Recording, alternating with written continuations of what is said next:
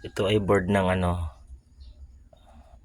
induction cooker So sabi nung aking kaibigan, ang aking coach, ayaw daw mag power on. So ito yung power on. Ito yung other button niya So kung mapapansin mo, pag press mo, tumatalbog naman siya. Lahat isa-isahin mo. Pero ang complaint niya is ayaw daw mag power on. So tinanong nga niya sa akin to, tapos nung tinanong ko sa din siya kung push button or touchscreen, sabi niya push button. So pinatanggal ko na lang to. So ngayon, sabi ko sa kanya, button lang siya. Kung mapansin, iba yung talbog ng iba kumpara dito sa power button. Yung power button, iba yung talbog niya. So ngayon, nasira lang nito power button. So check natin. Gamit tayong tester tapat lang natin dun sa continuity. So continuity, pansin mo, diba? Continuity lang. Guys, test natin So ito yung sira, power button.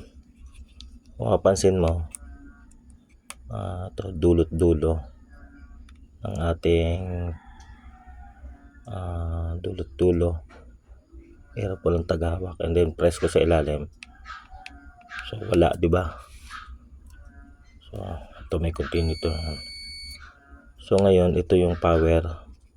Ito nandito, power button. Napansin mo, wala talaga siyang wala talagang continuity kahit na na-press ko na siya So madali lang naman siya malaman na button lang ang naging sira. So, kala kasi niya papalitan na ng board. Sabi ko hindi pa yan. Button lang yan.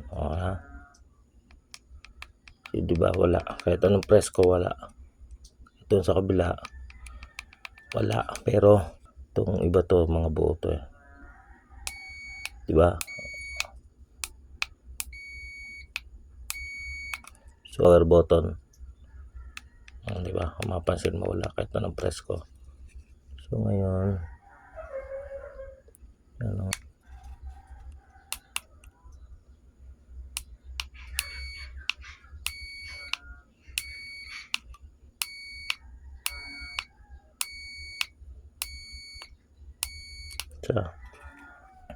so yun lang. Checkin ko na lang to isa-isa pero ang pinakasira talaga nito power button. So checkin ko na lang siya isa-isa kasi hindi ko ma-video ng ayos. Walang makuhang button. Pwede na kaya to? Okay na siya, power button lang naman. Tatapasan na lang natin yung mahaba yan, tatabasin na lang.